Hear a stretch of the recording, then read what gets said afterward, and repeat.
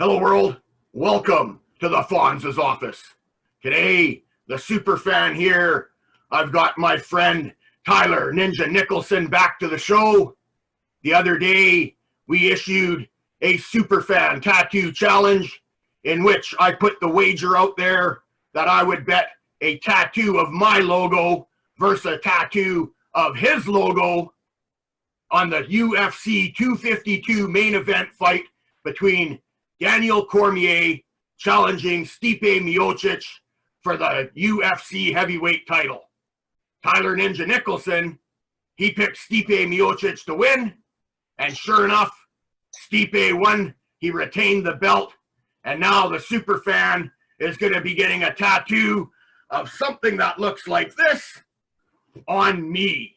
And of course, that tattoo will be inked by my skin wizard, the Dead Man, at Dead Man Works, Tattoos and Body Piercing. Tylor Ninja Nicholson, welcome back to the show, my man. Thank you for taking your time today to come and get some things cleared out here. How are you doing today, my man? No worries. I'm doing good. I seen some things that were said over the last maybe week and a half, I guess, and just figured I'd kind of give my 2 cents. That's perfect. For the fans out there, if you go to the Fonz's Office Facebook page or to my YouTube or to my Instagram, you will see 2 editions of a new segment that I'm doing called Tattoo Talk.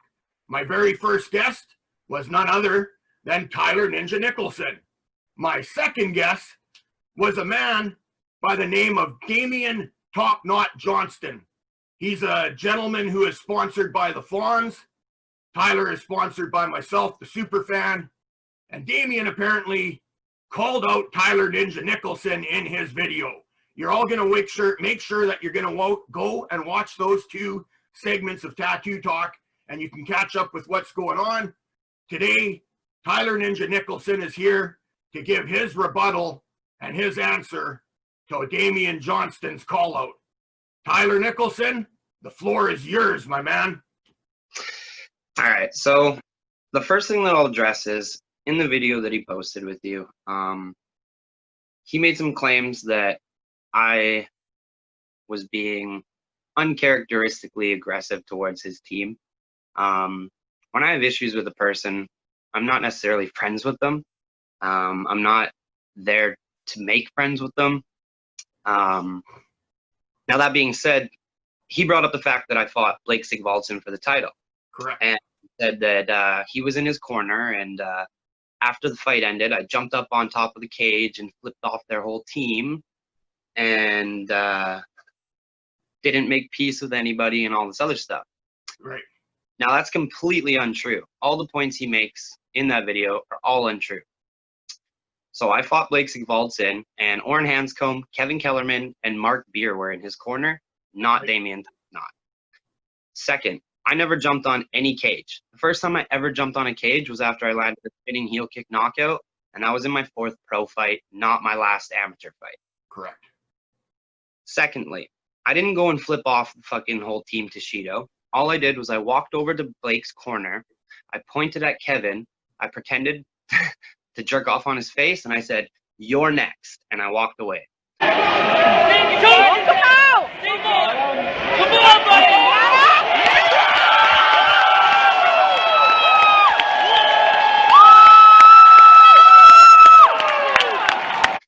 I then messaged Marc, Oren, after the fight, but right after that, I went and sat in my corner. I said, "Oh, you know, I won, such a relief."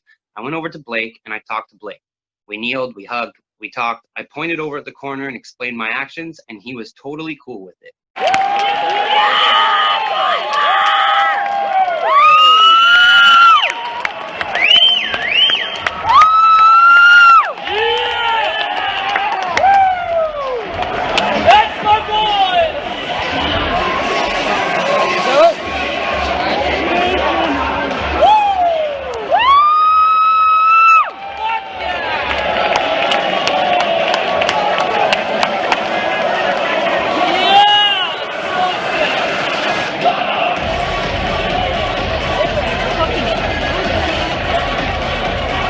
he knew that me and Kevin had already had problems and that it was probably going to be an issue, him being there.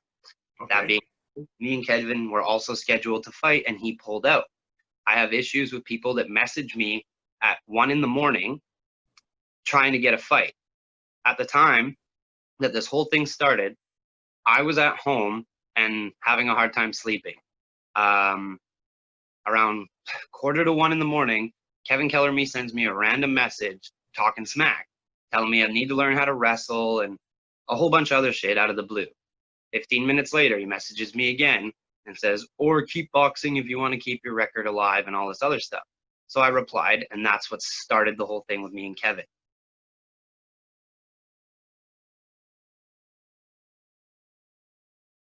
Okay. They like to play the blame game and be like, this guy's a jerk and he said this and he said that. I have screenshots of all the messages that his teammates, including Cleve Bentley, Jelly, there was another guy that I don't even remember his name now, but they've all messaged me out of the blue as well, not liking the things that I've, whatever the case. But once they message me, then they've opened the door for me to message them back and say whatever I want, because I'm not the one putting myself out there being disrespectful in the first place. People forget that, like, when you send a message, it's so easy to record that. You just screenshot it. So all the talk in the world doesn't do justice when I have proof of everything that this guy's saying is a fucking bullshit lie. Okay. I talked to Marc after the fight. He knew that none of the disrespect was directed towards the actual corner. It was only disrespect. The only disrespect shown in the fight after was Kevin, because we were supposed to fight. He went on an interview, unprovoked, talking a bunch of crap about me and somebody else, me and my brother, and he kept bringing my name up into it. Then he fought my brother, talked a bunch of crap to me right beforehand, and he ended up beating my brother for the belt and kept talking shit. So then when we were scheduled to fight, he pulled out after making his 2-week weigh-ins because he obviously cut too much weight for that and wasn't going to be able to make the required weight on fight day. Okay. So what he had started doing was doing 2-week out weigh-ins where you had to show a video of yourself making weight, in which Kevin looked dead. He didn't look healthy in the video. So he obviously cut weight to make his fucking 2-week out weight. Then he pulled out 3 hours later. And obviously what happens is come fight day, you're not allowed to weigh and rehydrate over a certain amount of weight. So we had a percentage that we now had to fight with it. There's no way in hell he was going to make that percentage. So he's still since then beak. His teammates have called me out multiple times now, and teammates from different weight classes. Now, to circle back to Damian, okay, his last 2 fights were at welterweight. Like, he heard through the grapevine that I'm planning on moving up to 145 and got butthurt over some shit that didn't even involve him 4 years ago, 5 years ago. He wasn't in the corner, so I don't know what this whole, like, he's trying to talk his way into a fight with me because maybe I have some hype because I just went and performed well in a fight a month ago. And he's trying to reignite the, I don't know, like the rivalry, I guess. Like, I haven't really talked to any of the Toshido guys in years, so it was kind of funny for me to see this out of the blue, especially since he wasn't even involved, and I didn't even know who he was until me and you started talking about him just recently. Okay. Yeah, so he's talking about me being a bully, but, like, I come from, like, a city where, like, your words can also, like, get you in trouble. Sure. You know, me and my friends, like, you watch what you say to people and you don't have issues. But when someone talks, like, some shit to you out of the blue, I'm not scared to be like, no, like, fuck you. Of course, You know? Of course. So with all that being said, I don't understand why this guy's butthurt and why he's calling out someone who fights at 3 weight classes below him. Like, yeah, I said I want to move up to 45. Your last fights were at 170. How are you going to make 45 properly?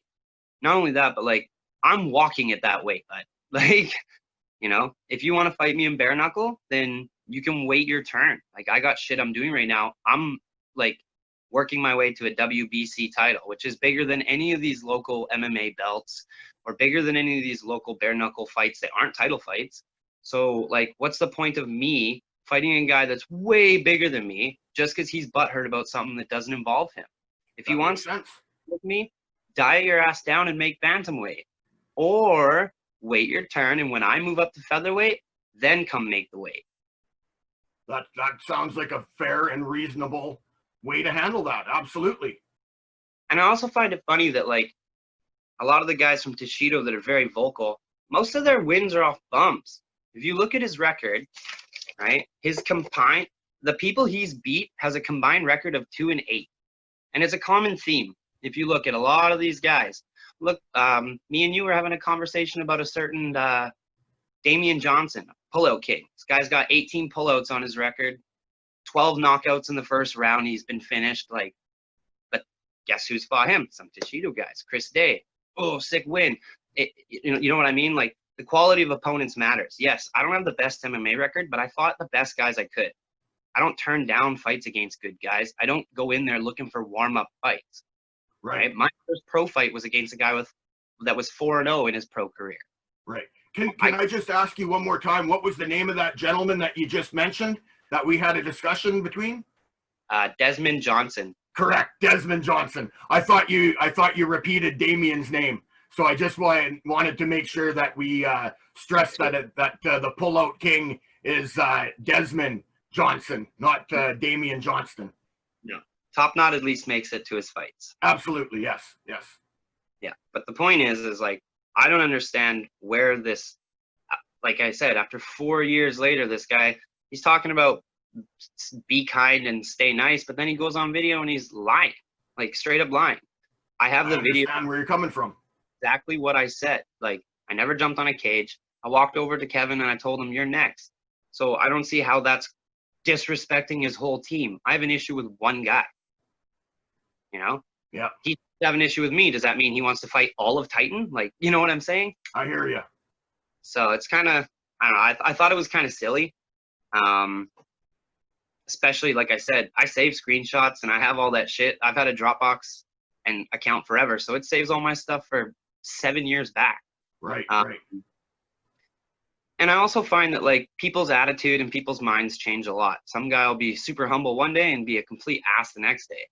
So it's always nice to be able to compare and contrast what people are trying to do or what marketing scheme they're trying to use or whatever. And I kind of think that maybe that's all this was just him thinking, oh, I can fight a guy with some hype that's smaller than me and my friend didn't like him. Yeah, look, people will buy this. Like, but that's cool. Like, I took fights against guys 2 weight classes up multiple times in my career. I'm at a point now where like, I'm 30 years old. I'm not taking stupid fights for no reason. Right. My fights have to lead somewhere. Absolutely, and that makes sense. So just to kind of recircle with that, what your belief is that potentially Damian Johnston has been out of the picture for over a year, at least anyways, year and a half or so. He's 2 weight classes above you. You're now getting a little bit of limelight on you with a couple phenomenal knockouts. Is above me. Sorry? At bantamweight, featherweight, 55, 170. 4 weight classes above you.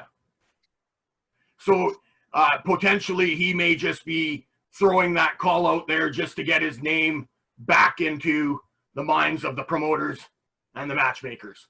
Like, why doesn't Justin Doge just call me out too? Fair enough. Obviously, I'm kidding. I like Justin Doge. Yes. My point is, though, is like, if I'm fighting welterweights, why not fight light heavyweights and heavyweights too? Yeah, no, I hear you. I understand. Heavyweight debut. You know what I mean? Like, yeah. So now you touched base on what your current mindset is at, and that is to be focusing on the Muay Thai World Cup with fighting for them with that promotion and potentially getting yourself a title fight under that banner. Is that correct? Yes. And that's what your focus is right now. So at the moment, there's not an interest of moving up to 145 and fighting. Pardon me? There is, but for me to move up to compete at 145, I need to weigh more than I do now. Absolutely, absolutely. I've done lots of fights where I walk in weighing my weight against guys who cut a shit ton of weight. Correct. So even in Thailand, I had the same thing where I fought a guy that had like 45 pounds on me almost. and that guy you didn't know was that you went into that fight not knowing that he had that weight advantage on you. Yeah. Right. Fought. I seen the guy. I could have easily pulled out and be like, I'm not fighting that giant Russian, but I still did. You know, like, yeah. So it's just funny to me when guys like, I was in Thailand. It's not part, like, that was a one-off experience. You know, I came home hoping to be able to start fighting in Muay Thai and MMA right away.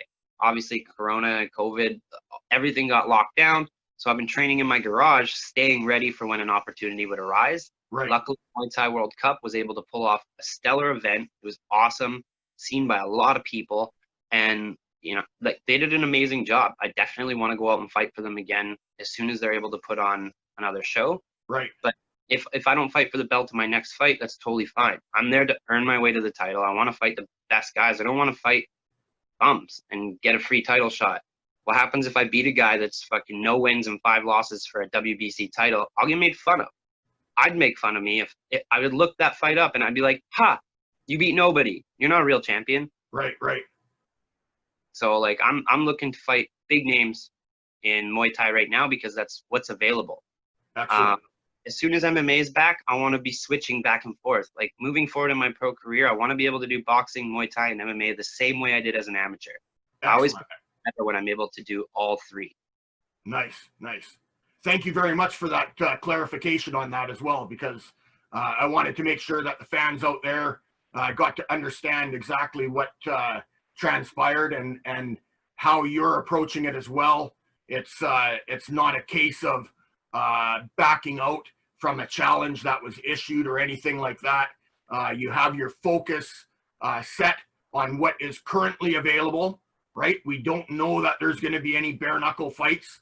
There's talk of it, but there's nothing set in stone that's been announced. Whereas the Muay Thai World Cup has now put on an event within the last month or so, and they have plans to still put on more events. And the mindset is to stay focused on what is readily there and available for you.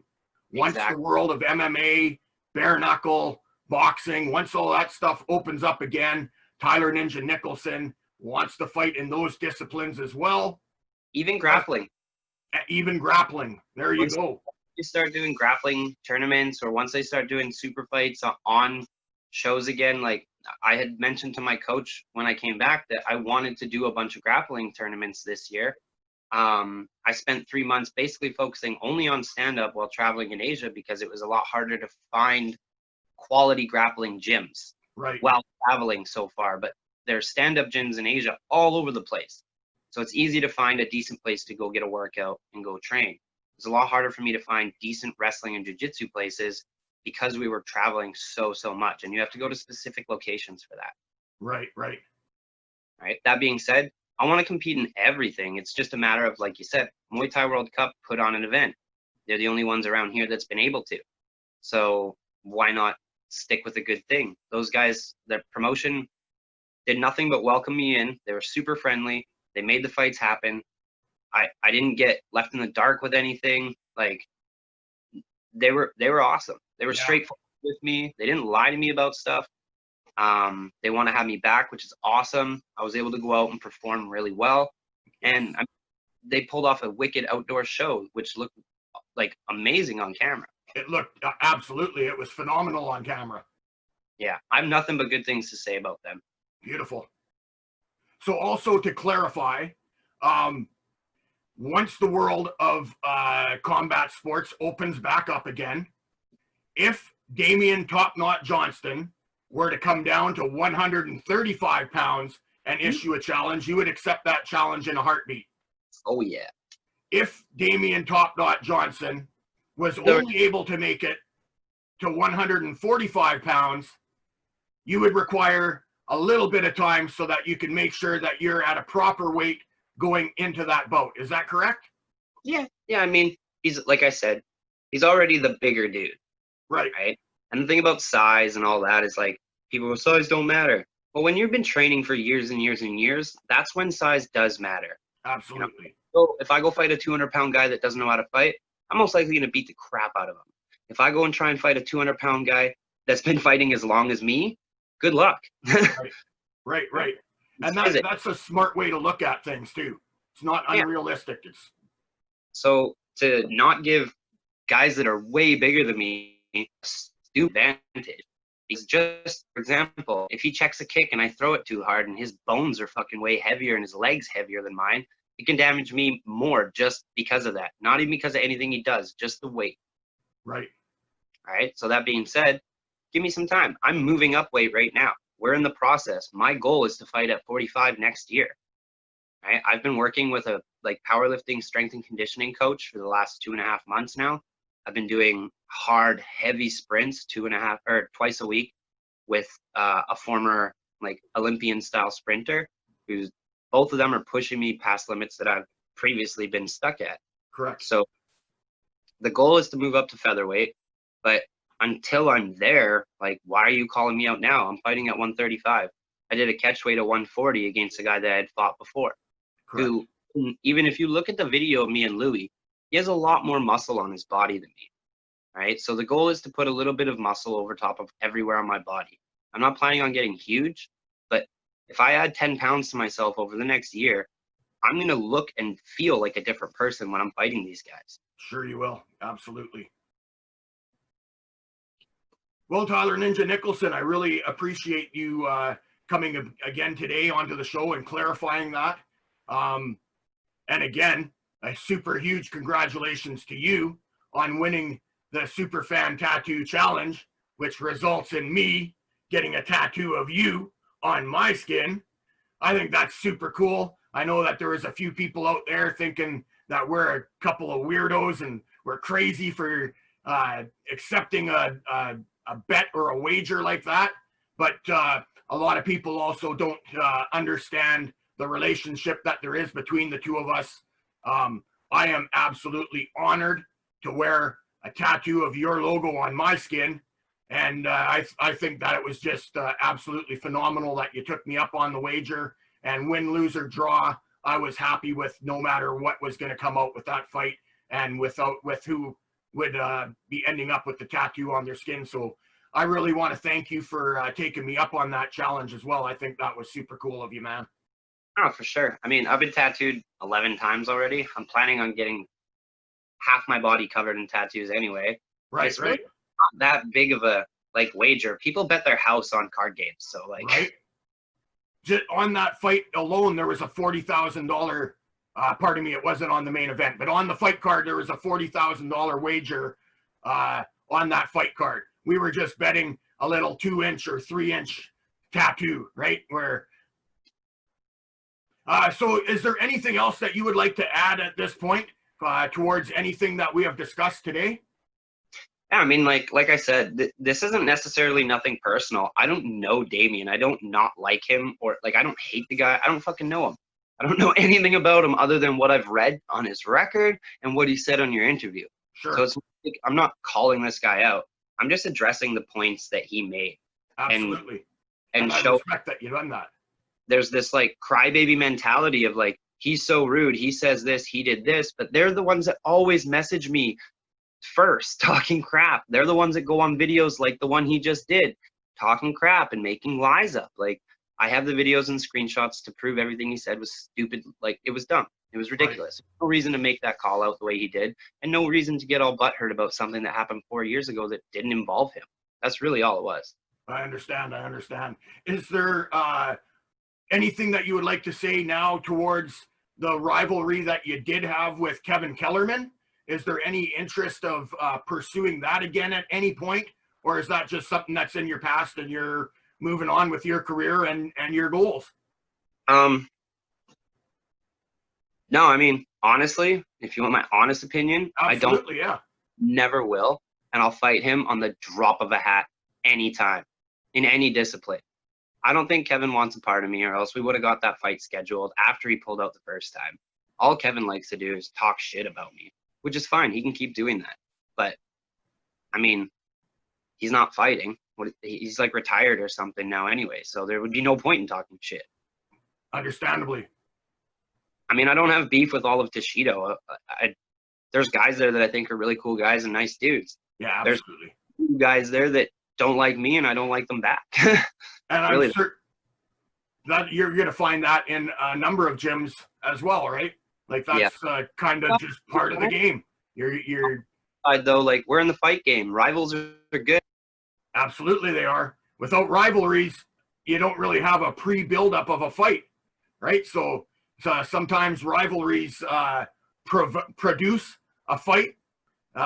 They come as a result of a rivalry, and sometimes they also help to promote a fight between two other fighters between those two gyms, because sometimes the gyms themselves or the dojos themselves have rivalries. So Yeah, and I mean, if Kevin fancies himself a pretty good striker, he could always come fight me in Muay Thai World Cup and see what happens. there's a pretty good idea right there, Kevin Kellerman. If you're down for a Muay Thai fight, you get a hold of those people at the Muay Thai World Cup. Yeah, maybe he can defend his welterweight's honor because he's so upset that I'm made fun of Kevin for making fun of me. Possibly. Well, Tylor Nicholson, thank you once again. I really appreciate you making the time. We got a lot of stuff there clarified today, and I think that your fans, Damian's fans, and my fans, there's no miscommunication that has come out now. Everything should be clarified. I'm sure that super butthead, the Fawns, he's probably going to reach out to Damian and offer him an opportunity to reply to your rebuttal. And we'll see if he does do that. I'm certain that they'll be publishing that as well. So Tylor Ninja Nicholson, it was an honor to have you here once again on the show, and I truly appreciate it, my man. Awesome. Thanks for having me, and I look forward to hearing what he has to say. Awesome, brother. Thank you so much. All right, everybody, it's time for us to sign out here. I am the super fan. He is Tylor Ninja Nicholson, and we are signing out from, we got an addition here. Yes, sir. I just wanted to quickly let everyone know that if you're looking for a good place to train, Titan MMA is opening up a new training facility just around the corner from the old gym. I believe the first week of September, we're going to be having an opening, maybe the second week. Definitely check it out.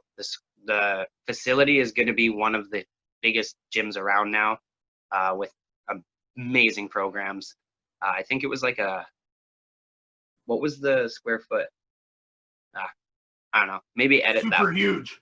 But yeah, it was basically like 5,000 square foot rolling room or something crazy like that. Wow, We basically that is big. have gymnasium as our rolling room now. Wow. There's a full weight set room. Kids classes get their own rooms for training. There's like an adult hangout room to wait for the kids, showers, lockers. It's going to be an amazing place, and I cannot wait to be able to train there. Excellent. So if people do want to begin training at Titan Training Center, how do they go about it? Who would they contact? You can get a hold of both Ken or Nabil, like through Instagram, Facebook. You can message the Titan MMA or Titan Training Center Instagram or Facebook as well. I don't have the gym number on me, like on hand right now, but you can also just search the gym name on Google and get the information and book in an appointment to go and check it out or start training or whatever the case. But we do have like social distance classes running right now as well. Perfect. Grappling and stand-up based classes. But once we move to the new gym, we'll have bubbles similar to what the other gyms are doing, where we're able to train with a few select people. Excellent. Well, I'll make things a little easier. The fans out there won't have to go do the Google search. I'll put those links and the phone numbers in the information section of this video that you're watching right now.